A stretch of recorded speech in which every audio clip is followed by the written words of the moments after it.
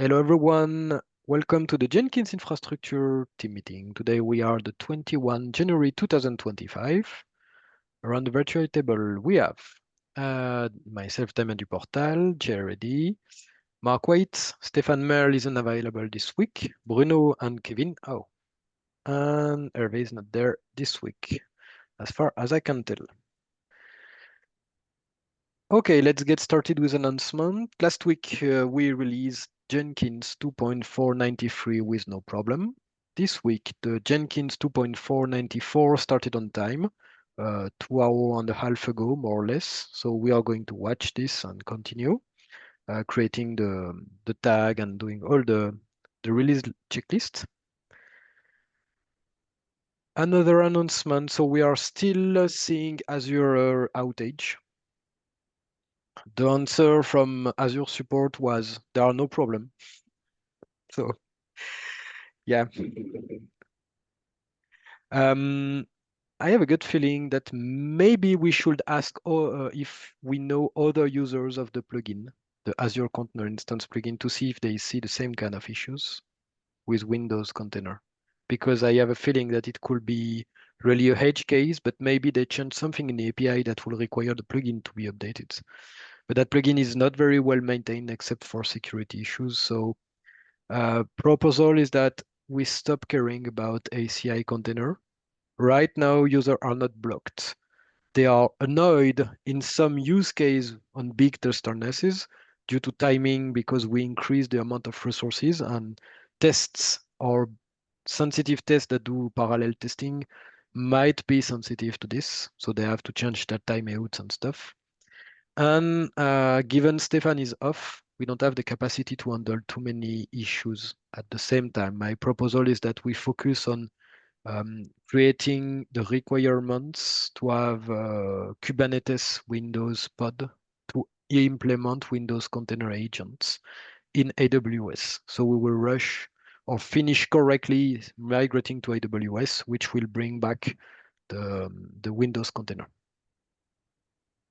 Is there any opinion on this?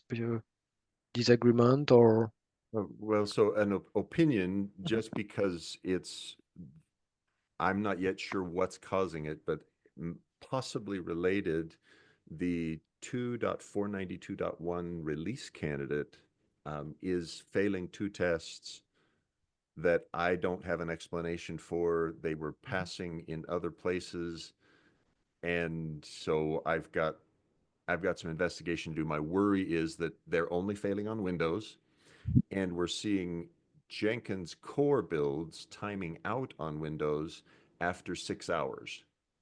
So, so, interesting. so on the master branch, roughly every what 50% of the builds are timing out Oh, on 50. with a 6 hour limit on the Windows machine, and the two tests that are failing on stable 2479 are also failing on master. So I'm not sure if it's related. The test shouldn't fail, right? The real answer is those tests should not fail. But the fact that they are failing is a complicating factor that I'll investigate today um, for preparing for the release candidate for the next stable release. Okay, so that we could have to rush still creating pods. Uh, No, my suspicion is no, because I'm more prone to say if I had to, I'll disable those tests on Windows, okay. right? I mean, Sure. those tests have not changed. What's changed is Infra. Therefore, they're not really adding significant value to the Jenkins project for us to have them telling us they're failing. For now, if we have to, I put a to-do in that says we're turning these tests off. Okay. So I Good. don't think you need to Good point. accelerate it. That would, well, yeah, that's it. Which brings me to something we will have to be careful. I might ask you for help either when trying before migration or after the migration, because the EC2 virtual machine agent will have a slower disk in Amazon than in Azure. Right now, I wasn't able to find a way to get machines with a local hard drive. In Azure, it's easy to have almost each kind of instance has their counterpart with local storage. That's not the case on Amazon, and only costly instances have local storage. Mm, So we have to carefully select. And second, we need a specific cloud init system that during the Windows boot sequence will format the drive and mount it, which means we will have to revisit because right now it's set up with only a C drive. I right. don't know how it behaves. I know how to do it with Linux. I'm not good enough in Windows to say, hey, do a bind mount or whatever. So that could have an impact. That's why right now we will have to be careful because that might impact. I remember James Nord saying that the quality of the I/O on the virtual machine agent have a huge impact on the test harness for Windows. Yes, I So know that. Mark we Waite knows that. Yes, so maybe we will need to get expensive, at least for the ATH, not for everyone, but we will need to have expensive virtual machine for Windows. right. And Or or spend time adding the feature in EC2 plugin that allows specifying better SSD right. or better IOPS threshold. But so my proposal is that right now, until the first dem, we stay in that degraded mode, and then we will decide after first dem what to do.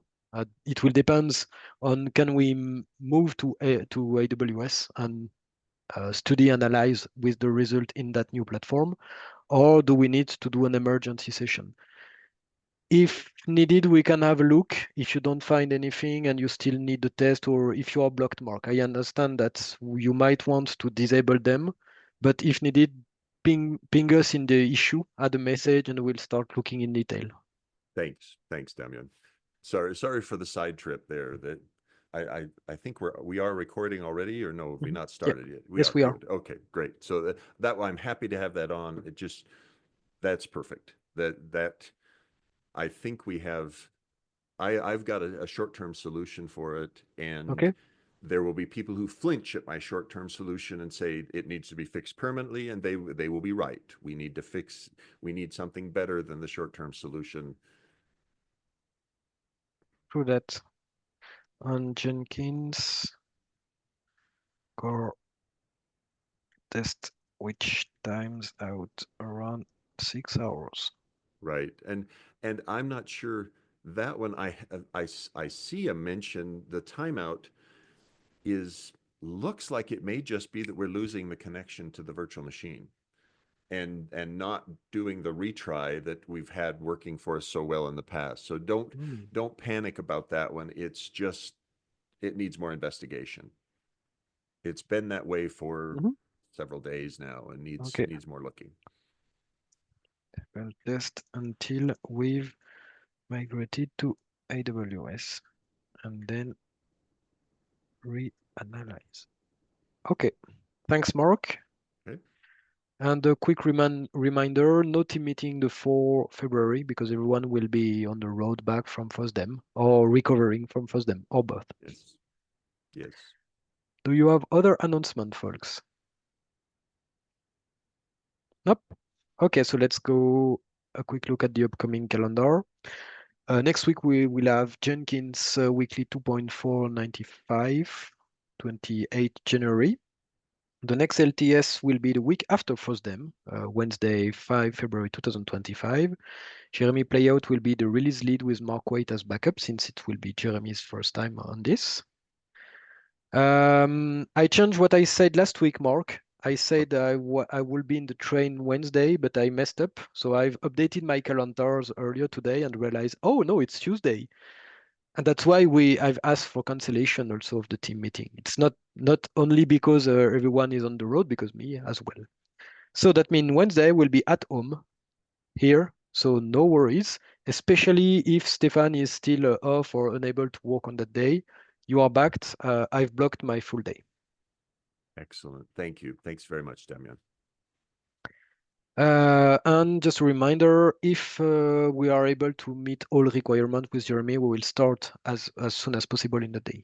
so let me test that one with you. When Jeremy and Mhm. I were talking about it in our last prep session, would you be okay if um, we had you or someone else on the infra team launch the build rather than having him launch the build on release.ci.jenkins.io? Absolutely. That Okay. avoid having to rush creating a bunch of Then we accesses don't that have to might not be. do, Yeah. right, we don't have to get him on the VPN. We don't have to do, and he reminded me that his laptop, because it runs Tailscale, may not be allowed to install the Jenkins VPN. And it's like, Oh, oh, right, of oh, course. so it can. We just did the operation with someone from the GenSec team, and we Oh, confirm, oh, at good. least on Windows, so we know it should work. Okay, good. Uh, and yeah, I've So tested my personal VPN and it works as well, so that's okay. very good. Okay, so but we But have the anyway, yeah, fallback of you launching the build. I yeah, would remind you, and I'll remind again as we get closer to that release date, the first we, build of a new yes, line must be yes. launched twice, Yes, right? yeah, because the pipeline, we never, no one had the time to spend on setting up a default value for the input parameters. So we Right, need to parse the pipeline, so run the first build to get the default value for the input parameters. Then it will correct. fail because these parameters will be undefined, and Right. second build will get the default value instead.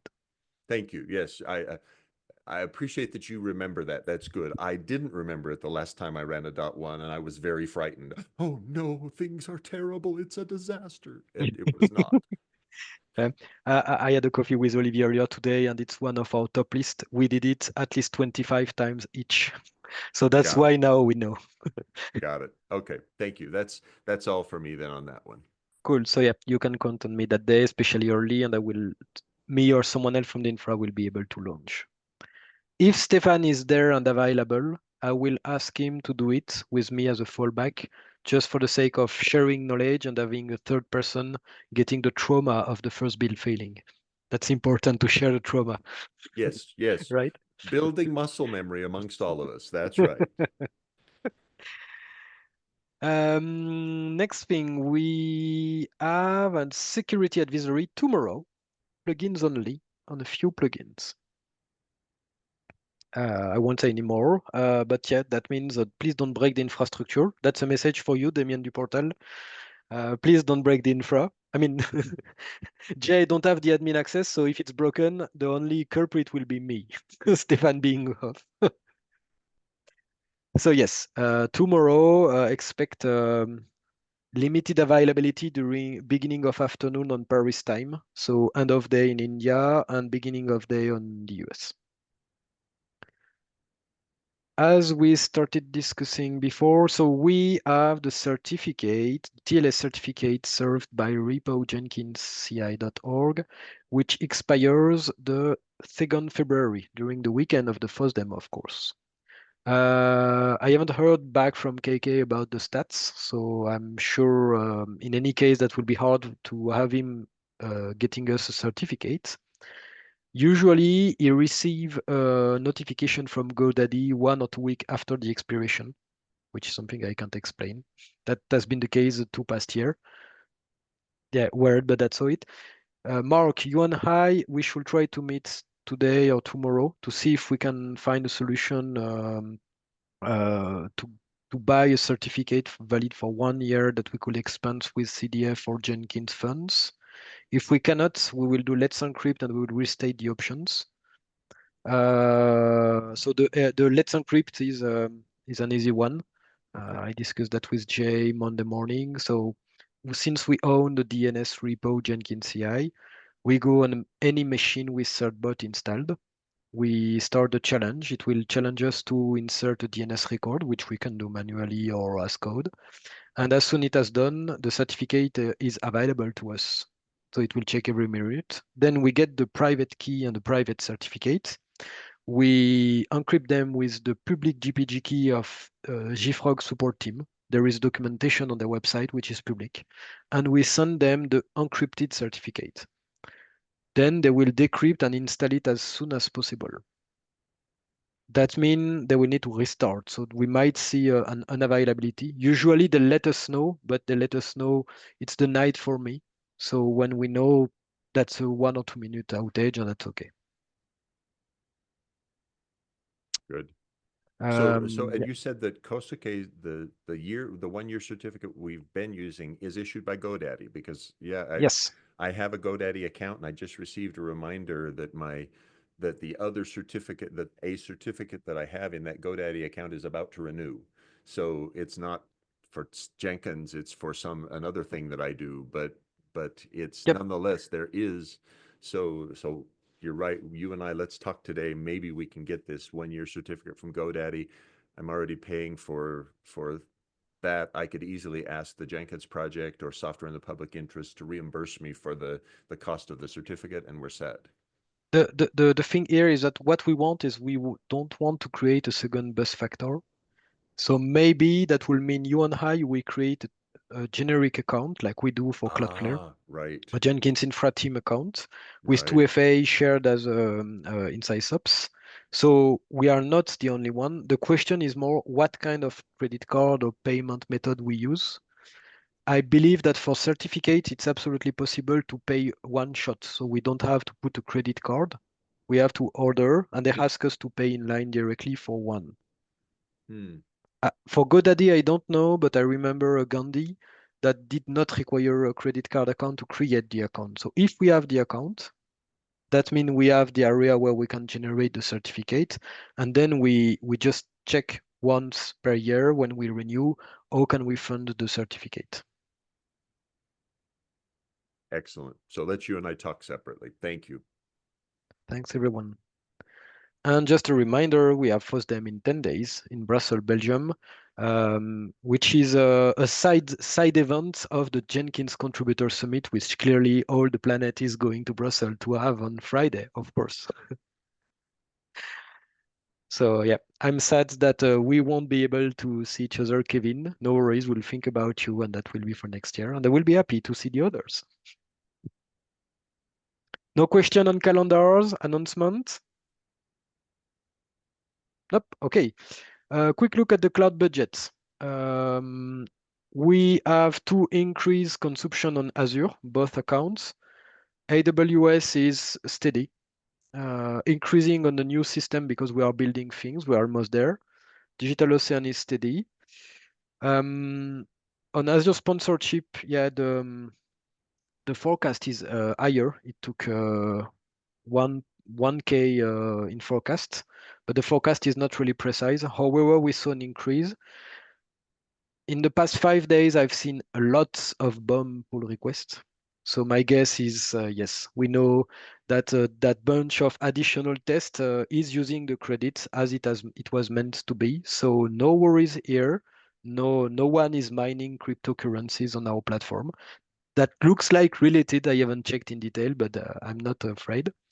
I'm a bit more annoyed by the slight increase in the forecast for the Azure CDF. It's not that much. It's $200, but we have to be careful. I've checked in detail. We had during the past 10 days an increase in the DNS billing. We are billed by the amount of public request to the root DNS of Azure for all Jenkins.io or Jenkins.ci.org. And we cannot control that. If we have more persons sending more DNS requests, meaning they don't have cache, they do whatever, then that will increase because we are billed by a batch of public requests for resolving the IPs. Yeah, that's cloud billing model, but that one is responsible of half of the increase that we saw. And that one, I'm not sure why. Trusted CI agents, the permanent agent used by Update Center, has an increased the cost. So I need to check why. Is it the storage? Is it the bandwidth? Is it because I don't think the cost of the instances is increasing. The Azure Clippy assistance tells us that that machine is not rightly sized. And yes, I remember it's a hard drive and not an SSD for this one, so maybe we'll need to check. And we could also decrease the size of the controller because the machine does almost nothing all the time. So we could clearly remove CPU memory and use a cheaper instance, an RAM64 instance. So we will have a look 4.5 is still inside the target. And if we map to the 2 previous years, January and February are months where we consume a lot on these public things. So there might be process at large scale process that impact this, I don't know. But that was the same topology last year and the year before. So no immediate action. We will most probably finish at 4.5. We should have some margin, but yeah, let's have a look on this. That's all for the budget. Do you have any questions, folks? Okay, so let's go on the operational tasks. On the task we were able to finish. On the day-to-day support, we had an earlier report by James North, thanks James, about Jira spam accounts. So I took care of this one because it, it was early from my point of view for you, Mark, to treat this one, even if you were awakened. So the user has been removed. So yep, I've detailed. I've done the process. Maybe I added a Dumi account before email to disable his account in account Jenkins.io before deleting the account at all, because they have been created a few hours ago and just one command. So clearly, no need to overthink this. Last week, we installed a new plugin on CI Jenkins.io, customizable header, because Marcus Winter pinged us during the ACI outage that we could improve, as requested by other users, the communication. That plugin not only allows you to change the color and the logo of the header, but it also allows you to add some system messages on top that are visible on all pages, all builds, everywhere. That is really useful, and thanks again for pointing us. I didn't knew that feature was available. We can even set it up using Gcask. That's really cool. We haven't done it yet, but that should be a good way for auditing the changes on this message instead of having someone which say, oh, maybe for our runbooks that could help. We could have a pull request tracing and rollbacking the message. It's installed, and as you can see on my screen, we still have the message in red. We can change the color and stuff with a clickable browsable link explaining there is an issue. So even if we're in degraded mode, that will improve the communication to end users. I really like that feature, and that's why we installed it. Regarding keeping the platform up to date, so Stefan rotated the search CI credentials. That was an exercise to prepare him to work on the instance identity. That will be for February. The goal is to have credential-less authentication on some features. It has been done, nothing to add. Jay, you did a huge work on tracking the version of all the dependency on the new AWS sponsorship Terraform project. Thanks for that huge work. That's really cool. You still have a few we will discuss later, but yeah, that really helps.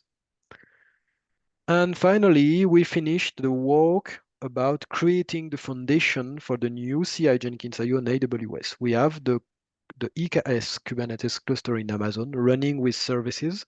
It hosts an ACP instance, all Datadog monitoring and stuff. It works very well. Everything has been documented, so that's one task done. We can now work on preparing the pod templates. We had two account-related issues. I'm not sure if these users are people who want to spam and they try more than just automating, but the symptoms are always the same. They say they want to create an account to use on their Jenkins server. I have no idea how can they, where does that come from? We are not indexed on Google since months. There are no mention of account Jenkins.io on the documentation except for plugin developers. And you cannot find this page while searching the website. So is there someone who thought they will be smart and add data to an LLM, or I haven't tried ChatGPT. If anyone is able to explain that mystery to me, that will be interesting to decrease the rate of account creation. That could also be maybe if someone is interested and have the time, maybe adding a big red banner saying, you don't create an account here for your Jenkins server, please. I mean, however, I wasn't able to find documentation page that say Jenkins user need an authentication realm. The information seems to be scattered different pages. You have the admin step by step, you have getting started, you have plugins documentation, but I wasn't able to find, maybe it's me being too superficial in my research, but that's food for thought. I think having a page that is ranked in the researches that say, hey, Jenkins has its own user database and you can add plugins for authentication, authorization in a centralized place, that would help, I believe, on the amount of account being created.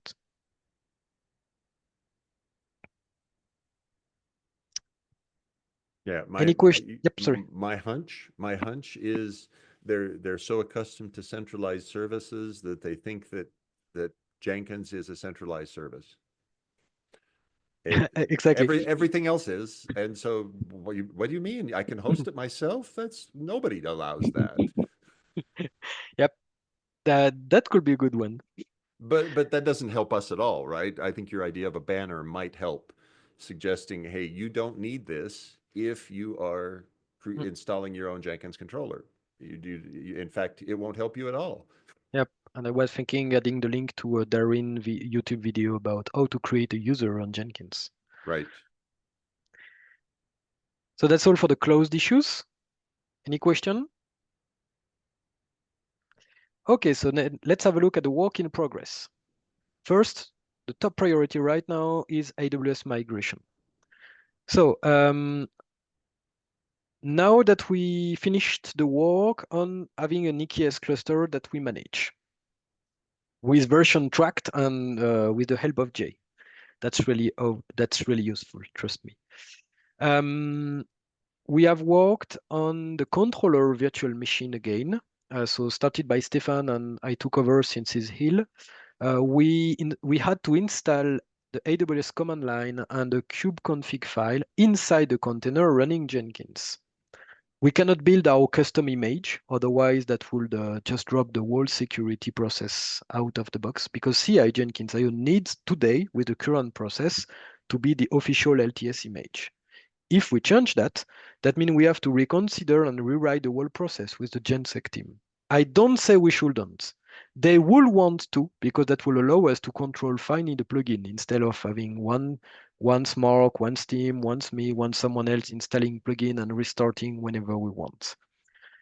Having a custom Docker image will be useful, but that will require using a staging private Docker registry to store the image when the security team need to build it. As such, we had to be creative in order to install a command line instead inside a running container, especially since AWS CLI relies on Python. What could go right? But we did it. In fact, the AWS version 2 is the only requirement. They package as a standalone system. I even tried with a UB9 image and it worked. You can install it from the zip file. It's just that you should be careful on how the destination argument you pass to the installation script. But you can use them. It's just a matter of symlinks and manipulating the path. So really happy with the outcome. That allows us to have credential-less authentication for CI Jenkins IO when dealing with the Kubernetes cluster. That feature is limited because it's only one cluster. Otherwise, you need to put the credential on Jenkins if we have other cluster. But for now, it's okay for us that avoid creating this. And while working on this, I realized I missed something. We have in the Puppet provisioning system of that new virtual machine issues when trying to install Certbot. Again, Python. So need to diagnose and fix the problem, which will allow us to set up the full TLS certificate chain and hostname with AWS CI Jenkins IO. Because the controller expects to be CI Jenkins IO today, and you come with AWS CI Jenkins IO. Not only you are missing certificates, but the SNI validation on the TLS cert says, that doesn't map. And of course, Jenkins says reverse proxy setup broken as usual, because the host name setup on Jenkins is not the same one we use. We need to fix that in order to have inbound agent working. So right now, for our test, we will set it up with the full AWS CI Jenkins IO domain name, and we will have to change it once we will migrate from CI Jenkins IO. It will be a two-time process. This one is blocking the next test, which are trying the real-life builds. Now, on the virtual machine, sorry, the agent on EKS. So we have set up everything. Again, Stefan started the work and I took over, so it's a shared effort. We have all the settings, and now I'm in the phase of testing that the pods are allocated. We did a first successful manual test. Now we just need to find the right MEI, the right namespace, and everything will be finished. Again, no credentials. That's really useful. And we have changed our mind and we switched to Carpenter instead of Cluster Autoscaler. Both tools have the same role. When you start a bomb build, suddenly you have requests to spin up 200 containers at the same time with Linux, AMD64, whatever constraint. Cluster Autoscaler is the one we use on Azure and we used in the past in Amazon. We'll tell Amazon to add machine on with the virtual machine node template we have, always the same machine. And so we will have plenty time. Problem with this method is that we were struggling on finding the right balance between the costs, the instance performances, and the instance type availability in the region when you need them.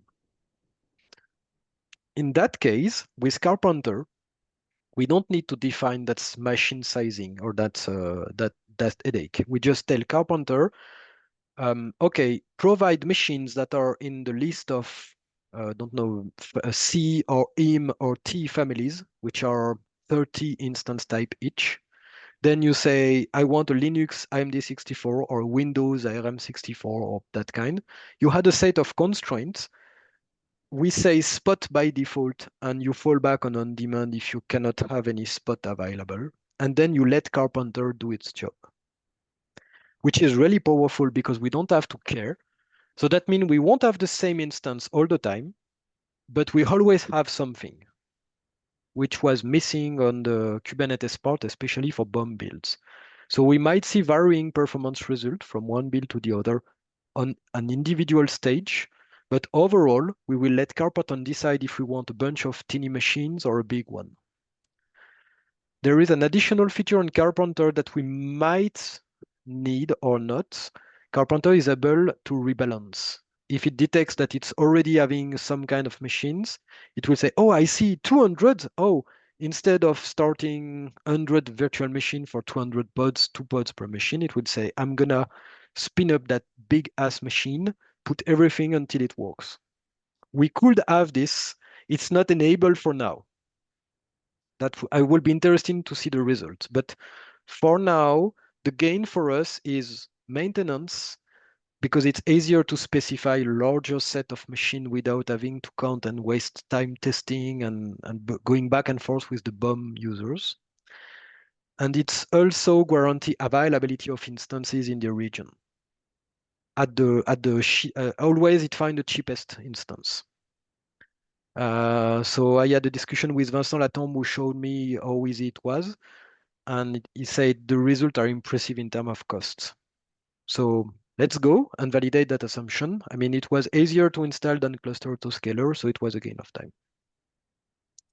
Next step, I have to put the manual test as code, so it's automated.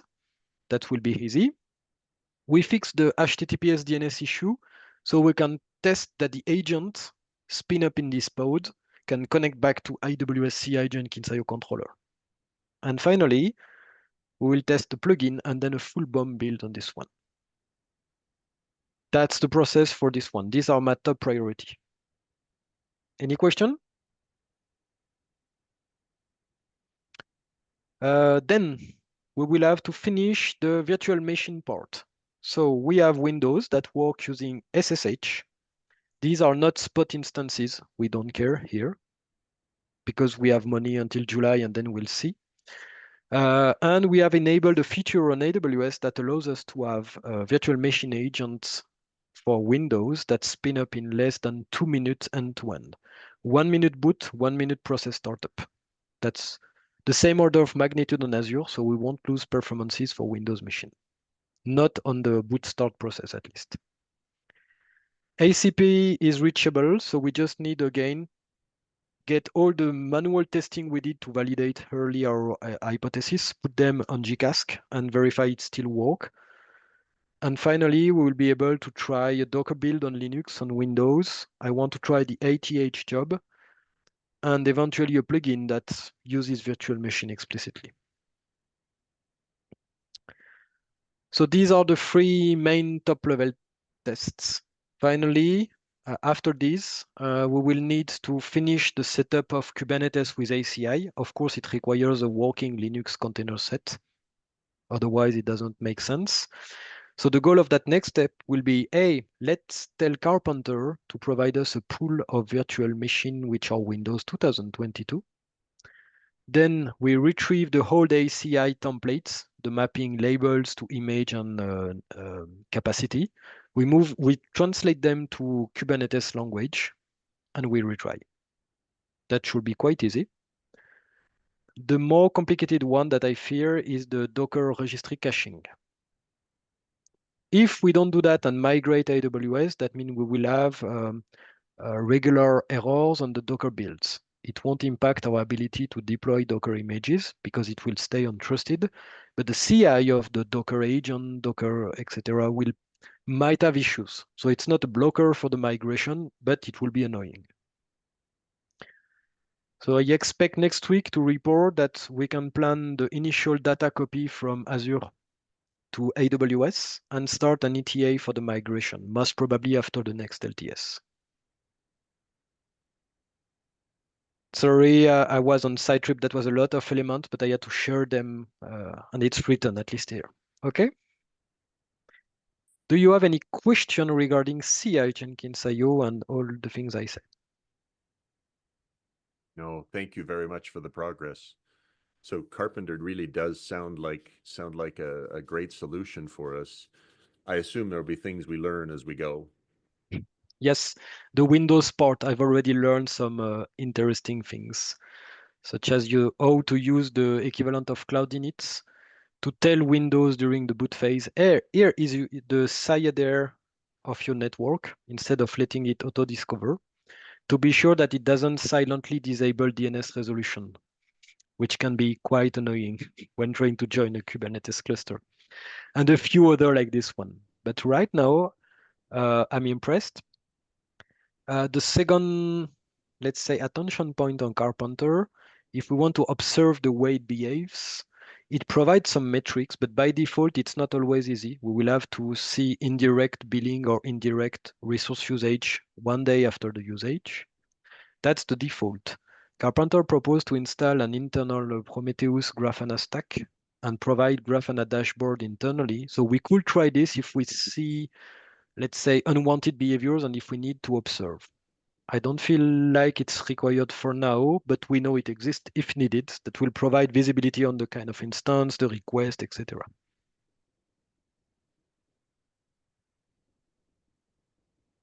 Anything else on CI?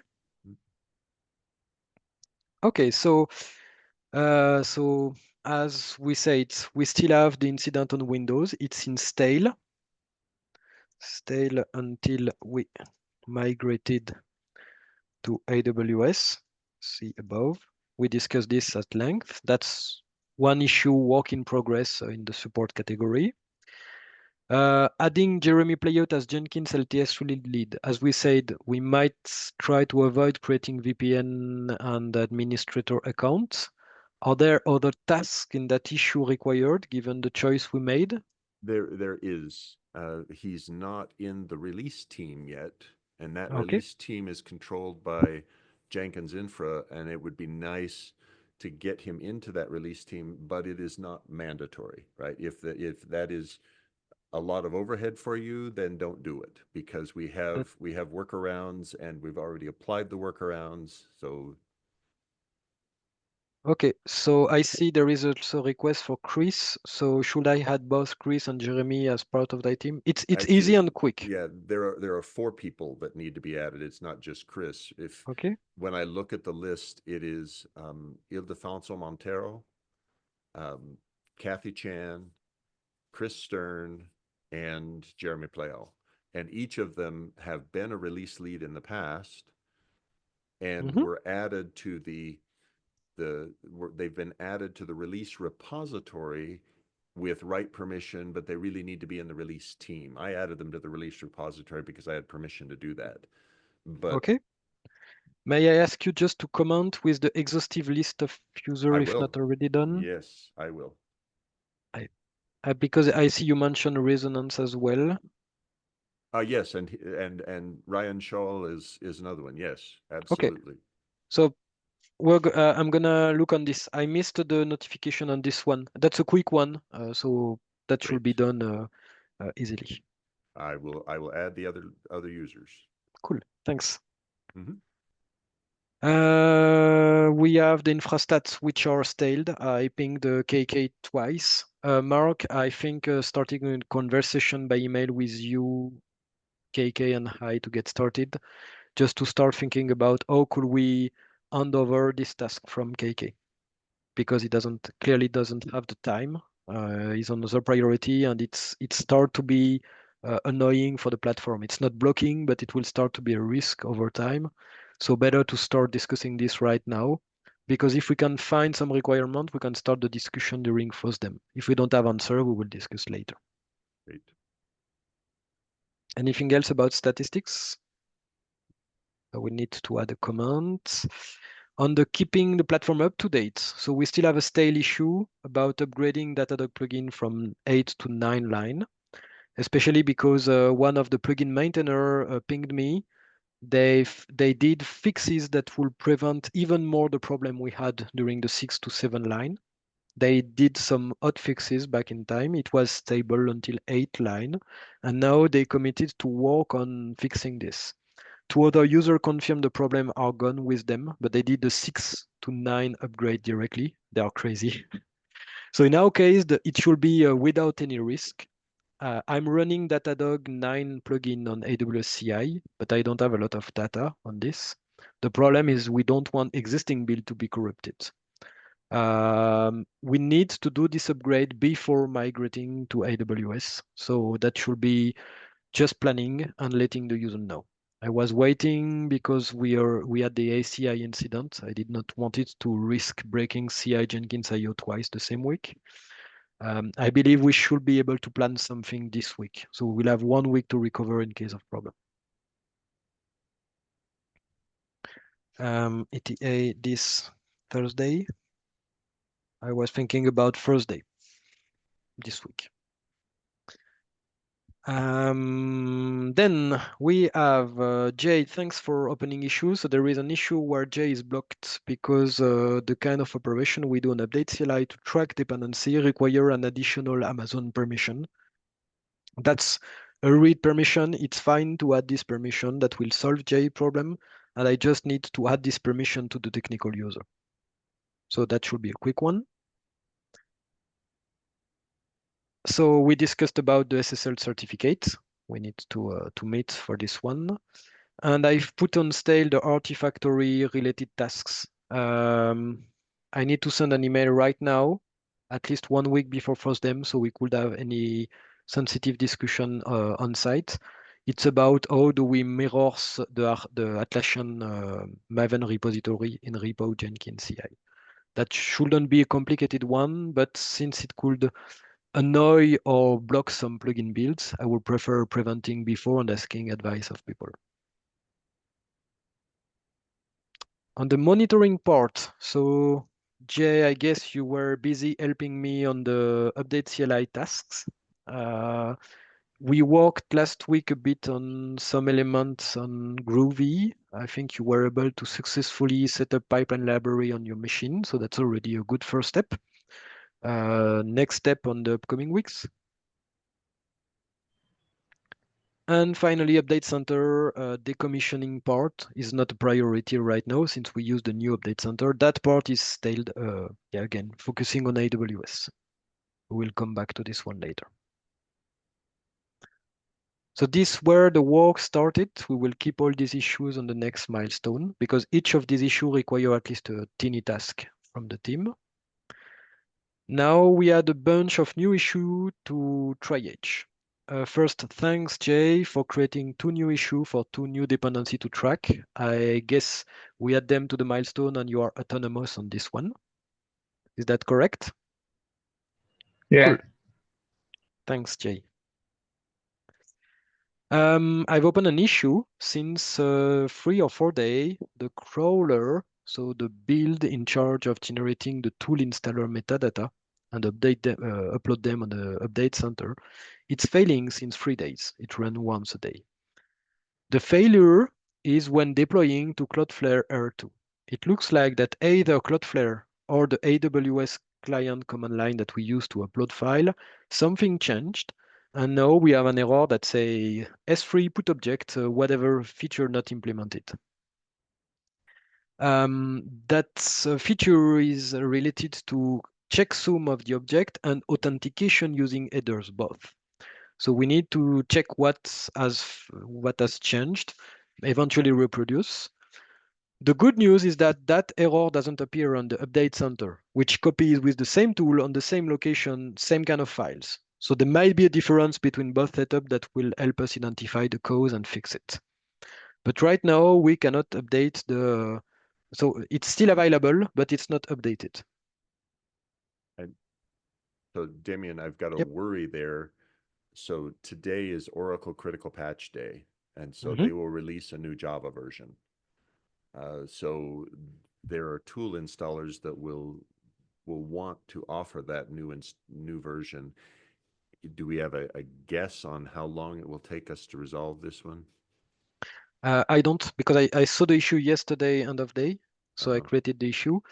I plan to spend a bit of analysis time later today. If you say we have a critical, my proposal is that tomorrow, if we don't have a solution or an ETA, we can perform a manual update once, at least Okay. to provide a new version.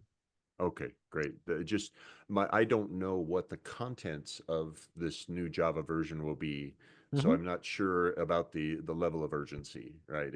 I'm assuming it will be similar to the last two or three where there weren't any really dramatic things in them. But if it fixes a very serious security problem, more people will be looking for those updates Sure. faster. Thanks.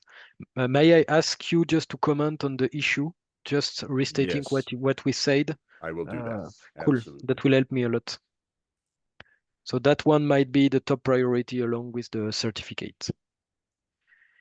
Um, we had a support issue regarding Jenkins.io SPF fail. That one is a support issue that should be easy and quick to fix. So a user has issue receiving our emails and told us that our SPF record are not formatted properly. Looks like we have two TXT record as per the screenshot, while we should have one unified for the SPF. I don't know enough the SPF part, but that makes sense. So if the solution is this, we would just need to validate that it's a valid proposal and what are the impact.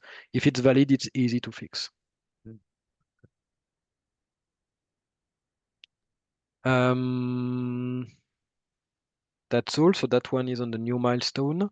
We have a request about deploying Jenkins prototype on Netlify. That one, I have no idea what is Jenkins prototype. Is it the project by Jan with the new UI? Yes. Okay. So, okay, so that shouldn't be a complicated one, but require discussion and plan. So I don't think we'll be able to do this before FOSDEM, honestly. Right. And I think it may be a good one for discussion over dinner at FOSDEM or at after the contributor summit or with the UX SIG during the contributor summit. I think Mhm. it needs to wait given the other things that we've got. After FOSDEM and discuss it in for them. I don't mind having another site. It's just the time to set everything up. Right, right. And right now, there are other things that are much more pressing than that. Agreed. Where does another issue support skip CI on default branch? Okay. Uh, uh, yes, I'm not really fond of installing a plugin with so low usage. At least it kept up to date. I'm not sure. What are your thoughts, others? Because that's a legit request, but should we do it and can we do it? I'm not sure. Yeah, I don't object to the idea. It sounds like it might save a little bit. Um, I yeah, for me, it's that one is a low risk. The Mm, plugin is very simple. The thing okay. it's doing is quite simple, so very little risk of causing us harm, and might save us something. I'm not sure that it would, but might. Yeah. It, I don't see a wrong reason saying no, we shouldn't do either. Right, It's just matter of time. It's not a complicated one, so that's worth. right. Okay, let's add it. Let's add it on. I don't think it's a costly one. Okay. We have a request to downgrade permission. Okay. Was it the one that required mediation? Yes, that's the one. Okay. Mark, I don't remember the status. Do we need to? I understand we need to remove Bandit from the stats repository. Is that Correct. okay? That's the action. It's that is sufficient. Okay, and then we can close it. Okay, so that's a quick one. Update center, I've put back to triage this one because clearly this one need a bit more work than we can afford. Around some HTTP 404 on the new update center. It's really a hedge case. Jenkins is not expected to get this endpoint. It was just a historical one. The solution is easy to implement. We just have to find the right symlink to put on the right location. That's all, and put it on the script.